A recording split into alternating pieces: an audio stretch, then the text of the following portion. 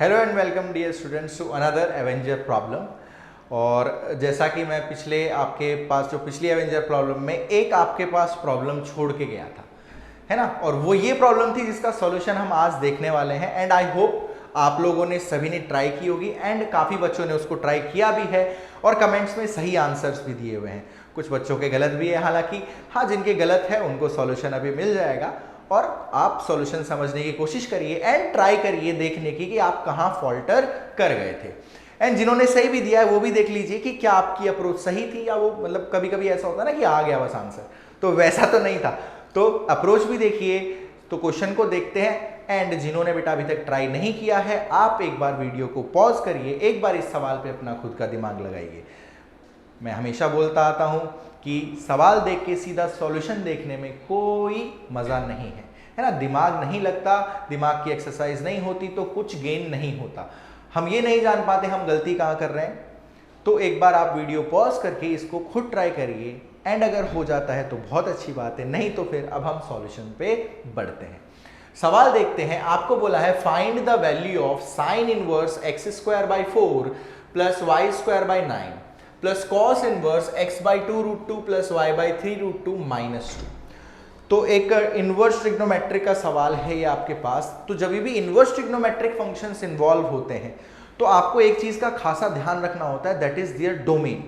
तो अब यहाँ पे सबसे पहले डोमेन की बात करें बेटा, तो यहाँ पे साइन इनवर्स के अंदर जो इनपुट है, साइन इनवर्स x के लिए डोमेन होती है -1 से 1, यानी कि जो इनपुट है वो -1 से 1 ही रहना चाहिए। तो बेटा बात करें अपन अगर x square by 4 plus y square by 9, ये जो है always less than equal to 1 होना चाहिए and greater than equal to -1 होना चाहिए।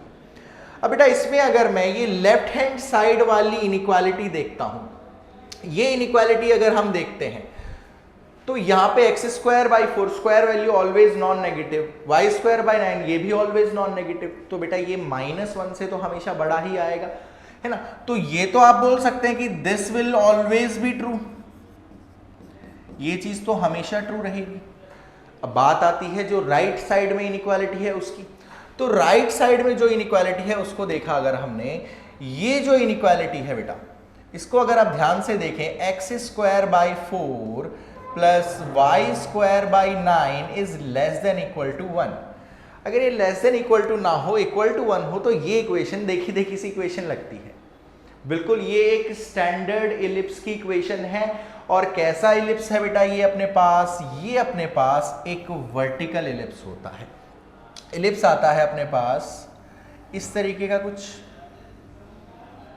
ये इलिप्स आता है और x square by 4 plus y square by 9 must be less than equal to 1। Less than equal to 1 मतलब वो सारे के सारे पॉइंट्स जो या तो इस इलिप्स की पेरिफेरी पे लाई कर रहे हैं और या तो इस इलिप्स के अंदर लाई कर रहे हैं। भाई S1 लेस देन 0 कब होता है? जब point inside the ellipse lie करता है। यहां पे लेस देन इक्वल टू 1 दे रखा है अपने को। तो बेसिकली ये जो values of x and y है वो हर एक value of x and y satisfy करेगी वो पॉइंट जो इस इलिप्स के या तो ऊपर लाई कर रहे हो या तो इलिप्स के अंदर लाई कर रहे हो। तो इसके लिए हमने ये रीजन मार्क कर दिया। भाई पहली जो इनइक्वालिटी है तो उसके लिए एक्स और वाई की ये वैल्यूज आपको सेटिस्फाई करती हुई मिलेंगी। एंड अब कॉस इनवर्स के टर्म के ऊपर चलते हैं। अगर अपन कॉस इनवर्स के टर्म के अंदर भी कॉस इनवर्स एक्स की डोमेन भी बेटा -1 से 1 होती है, यानी कि ये जो पर्टिकुलर कॉस इनवर्स के अंदर एक्सप्रेशन लिखा हुआ है ये भी -1 से 1 ही होना चाहिए। तो इसको भी लिख लेते हैं अपन, x upon 2 root 2 plus y upon 3 root 2 minus 2 must always be less than equal to 1 and must always be greater than or equal to -1। तो सबसे पहले बेटा इस लेफ्ट हैंड साइड वाली इनइक्वालिटी को अगर हम देखें, इसको सिंप्लीफाई करके लिखते हैं, क्या बनता है ये अपने पास। देखिए 2 को उस तरफ भेजेंगे, ये अपने पास बन जाएगा x by 2 root 2 plus y by 3 root 2 is greater than और इक्वल टू 1, ये आ जाएगा। अगर ध्यान से देखें तो बेटा ax plus b y minus c is greater than equal to 0, तो ये किसको रिप्रेजेंट कर रहा है? ये एक स्ट्रेट लाइन को रिप्रेजेंट कर रहा है। बस इस स्ट्रेट लाइन की क्या खास बात है, यहीं पे इस क्वेश्चन में सारी चीज इन्वॉल्व है। ये जो स्ट्रेट लाइन है इसका इस इलिप्स से नाता क्या है? तो बेटा अगर आपको एक लाइन दे रखी हो, ध्यान रखिए इस कॉन्सेप्ट को याद करने की कोशिश करिए, आपको पढ़ाया गया होगा कि line y is equal to m x plus c अगर आपको दे रखी है, वो एक ellipse x square by a square plus y square by b square is equal to 1 पे टेंजेंट कब होती है? वो टेंजेंट कब होती है? कंडीशन याद है आपको, जब सी स्क्वायर हो जाए किसके बराबर? A square m square plus b square के। तो एक बार ये चीज चेक करने की कोशिश करते हैं कि क्या ये हो रहा है या नहीं हो रहा है ना।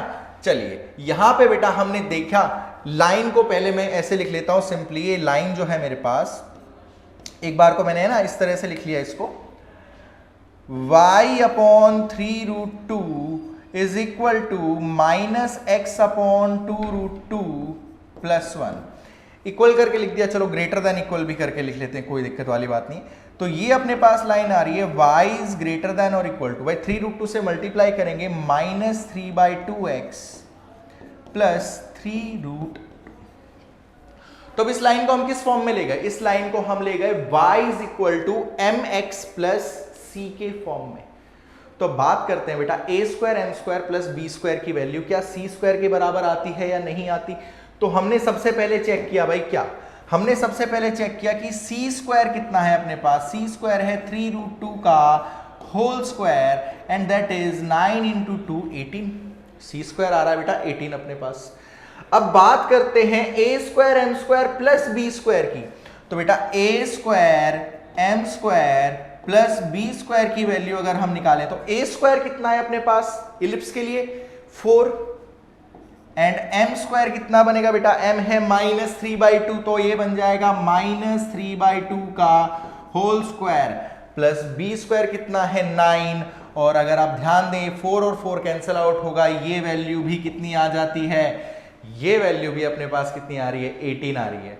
तो यानी कि ये जो सिंपली अगर इनइक्वालिटी हटा के इस लाइन की बात करें तो वो इस इलिप्स के ऊपर क्या है? वो इस इलिप्स के ऊपर एक टेंजेंट है।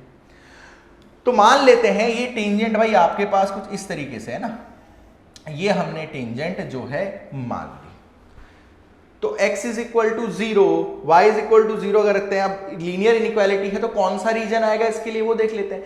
इसके लिए बेटा ये वाला रीजन आ रहा है अपने पास, ये जो लाइन के away from the line and on the line lie कर रहा है, ये वाला रीजन अपने पास आ रहा है। किसके लिए? ये वाला रीजन आ रहा है इस लेफ्ट हैंड साइड वाली इनइक्वालिटी के लिए। एंड अगर अब हम राइट साइड वाली इनइक्वालिटी पे चलते हैं तो राइट साइड वाली इनइक्वालिटी को देखते हैं थोड़ा सा, है ना।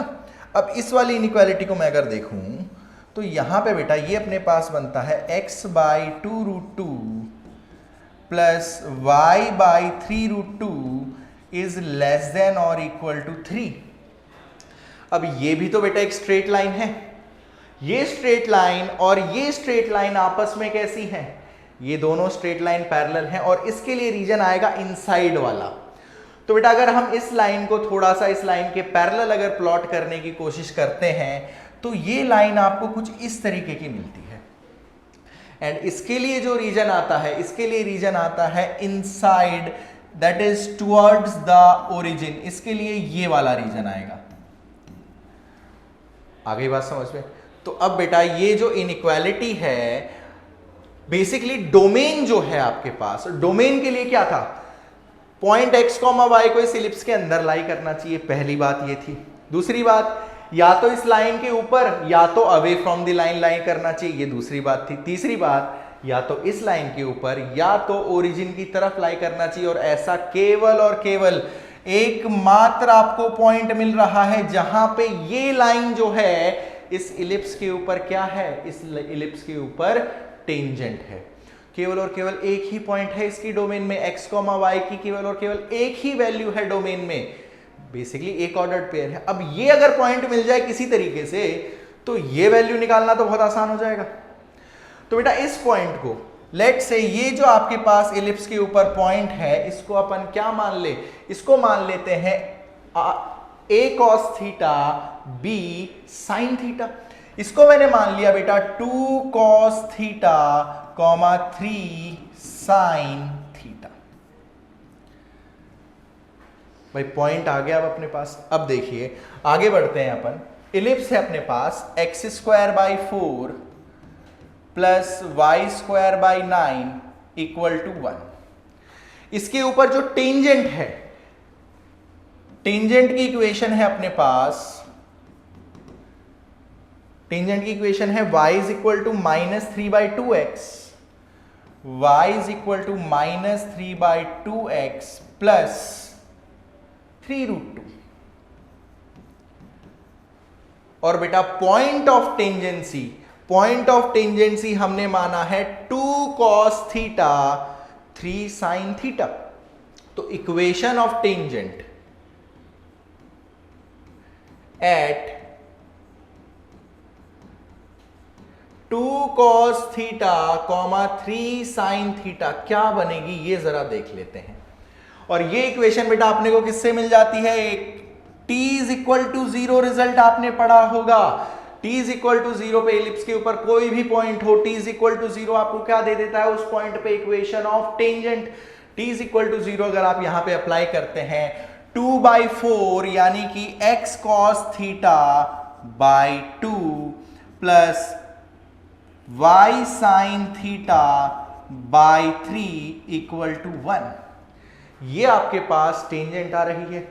अब ये लाइन और ये लाइन, ये दोनों की दोनों लाइन क्या है, ये दोनों की दोनों लाइन सेम होनी चाहिए या नहीं होनी चाहिए भाई, ये दोनों की दोनों लाइन सेम रिप्रेजेंटेशन करनी चाहिए। अब अगर ये दोनों की दोनों लाइंस सेम हैं तो आप x के कोफिशिएंट को y के कोफिशिएंट को एंड कांस्टेंट टर्म्स को क्या कर सकते हो, कंपेयर कर सकते हो। तो बेटा अगर यहां पे ये दोनों की दोनों लाइन सेम है तो हम लिख सकते हैं a1 बाई a2, यानी कि a1 यहां पे है बेटा -3/2 बाई a2 की बात करें तो यहां पे है x/2 will be equal to b1 by b2। तो y को बेटा उस तरफ लेके जाना पड़ेगा, यहां पे y वाली टर्म इस तरफ ही है ना, y को उस तरफ लेके गए तो y का कोफिशिएंट आया -1, अच्छा सॉरी यहां पे अपने पास आएगा cos थीटा बाई 2 -3/2 और यहां पे आएगा x का कोफिशिएंट cos थीटा बाई 2। यहां पे y का कोफिशिएंट -1 एंड यहां पे y का कोफिशिएंट sin थीटा बाई 3, ये बन रहा है। And equal to constant terms का रेशियो अगर देखें बेटा तो वहां पे बनेगा -3√2 एंड यहां पे अपने पास है कितना 1। दोनों लाइंस को इसी फॉर्म में रिप्रेजेंट कर लेंगे और आप कोफिशिएंट्स को कंपेयर अगर करते हैं तो देखिए यहां से ये 2 और ये 2 कैंसल आउट होता है। अगर मैं इन दोनों को कंपेयर करता हूं तो -3/cos थीटा बेटा अपने पास आ रहा है -3√2। तो ये माइनस और ये माइनस कैंसल आउट हुआ, यहां से cos थीटा आ गया 1/√2। बिल्कुल सही, cos थीटा आ गया अपने पास। अब sin थीटा भी निकाल लेते हैं, इसको और इसको कंपेयर करते हैं तो बेटा अपने पास है -3/sin theta is equal to -3√2। यहां से भी बेटा अगर आप बात करते हैं तो sin थीटा भी आ जाता है 1/√2। और ध्यान रखिए एक इलिप्स में जो इसेंट्रिक एंगल होता है वो -पाई से पाई होता है। तो sin थीटा भी 1/√2 आ जाए और cos थीटा भी 1/√2 आ जाए तो उसका मतलब तो केवल और केवल एक ही है कि जो थीटा होगा वो कितना हो जाएगा, वो हो जाएगा π/4। और बेटा अगर थीटा π/4 है तो यहां से आप ये पॉइंट निकाल सकते हैं या नहीं निकाल सकते। ये जो पॉइंट का x कोऑर्डिनेट है ये आपको वो वैल्यू देगा डोमेन में x की, एंड जो पॉइंट का y कोऑर्डिनेट है वो डोमेन में y की वैल्यू दे देगा। केवल एक ही पॉइंट आ रहा था आपके पास, ये ध्यान रखिएगा। तो बेटा यहां से x अपने पास बन जाता है 2 cos π/4 यानी कि 2/√2, ये बन जाएगा अपने पास कितना √2, कॉमा साइन थीटा को रखते हैं 1/√2 तो ये वैल्यू बन जाती है बेटा 3/√2 रूट, तो ये आ गया अपने पास x कॉमा वाई, है ना। अपने पास पॉइंट अब आ चुका है x comma y is equal to root two comma 3/√2। अब जो वैल्यू आपसे पूछी हुई थी वो वैल्यू और निकाल लेते हैं। अपने से पूछा हुआ था sine inverse of x²/4 plus y²/9 plus cos inverse of, क्या पूछा हुआ था भाई, x/2√2 plus y/3√2 minus 2, x/2√2 plus y/3√2 minus 2। और केवल एक he ordered pair x and y आ रहा है जो इसकी डोमेन में लाई कर रहा है। इसको यहां पे आप कर देंगे क्या, सब्स्टिट्यूट। इसको सब्स्टिट्यूट अगर हम करते हैं तो बेटा साइन इनवर्स ये बन जाएगा √2 का स्क्वायर यानी 2/4 यानी कि 1/2, एंड यहां पे बेटा 9/2 और बाई 9 ये भी आ जाएगा कितना, 1/2 प्लस कॉस इनवर्स, x की वैल्यू √2 रखेंगे, √2 और √2 कैंसल आउट हो जाएगा, ये आ जाएगा 1/2। यहां पे 3/√2 रखेंगे, 3 और 3 कैंसल, ये भी आ जाएगा 1/2 एंड -2। तो बेटा ये अपने पास आ रहा है sine inverse of 1 plus cos inverse of -1। और what is sine inverse 1? Sine inverse 1 होता है अपने पास π/2 एंड कॉस इनवर्स -1 अपने पास होता है पाई। पूरी वैल्यू अपने पास कितनी आ जाती है, 3π/2। ठीक है, तो एक बहुत ही बेहतरीन सवाल था। अगर आप एनालाइज कर लें इससे, देखिए ये लेवल 3 के हिसाब का सवाल है आपके पास। बहुत इंपॉर्टेंट था कि स्ट्राइक करना कि क्या वो लाइन इस पे टेंजेंट हो सकती है या नहीं हो सकती। भाई कॉमन रीजन्स की बात थी, सिंस इनवर्स में अगर बहुत सारे पॉइंट्स हो जाते कॉमन रीजन में तो फिर कैसे वैल्यू एवेल्युएट करते, तो बहुत सारी वैल्यूज हो सकती थी। तो एक बार ऐसे दिमाग लगाना होता है कि क्या पता केवल और एक he ordered pair x and y लाई कर रहा हो। तो वो जो है अपने को मिल गया टेंजेंट से। भाई टेंजेंट के एक बाहर वाला या टेंजेंट के ऊपर वाला रीजन, दूसरी लाइन के अंदर वाला रीजन एंड इलिप्स के अंदर वाला रीजन, तो उसको केवल और केवल यही पॉइंट जो है सेटिस्फाई कर रहा था। एक ही पॉइंट आपके पास डोमेन में था इस सवाल में, और इस पॉइंट को आपने निकाल लिया। इस पॉइंट को निकालने के बाद तो बस x की वैल्यू रखनी थी और y की वैल्यू रखनी थी, और ये वैल्यू अपने पास निकल के आ गई कितनी, 3π/2। तो आई होप आपको ये सवाल करने में बहुत मजा आया होगा। बहुत ही बेहतरीन ये सवाल था। ऐसे ही और सवालों के साथ मिलते हैं, बट फिलहाल आपको मैं कुछ देके जा रहा हूं। Next problem, next Avenger problems जो कि मैं लेके आऊंगा आपके लिए, ये आपके पास वो क्वेश्चन है। आप क्वेश्चन को ध्यान से देख सकते हैं। आपको बोला हुआ है find the range of f(x) is equal to 1/2 times fractional part of -x minus fractional part of x। तो इसकी आपको रेंज बतानी है। आप कमेंट्स में जरूर बताइएगा अपना आंसर, क्या आंसर आता है क्या नहीं आता। ट्राई जरूर करना इस सवाल को। मिलते हैं नेक्स्ट वीडियो में इसके सॉल्यूशन के साथ। Thank you and have a nice day.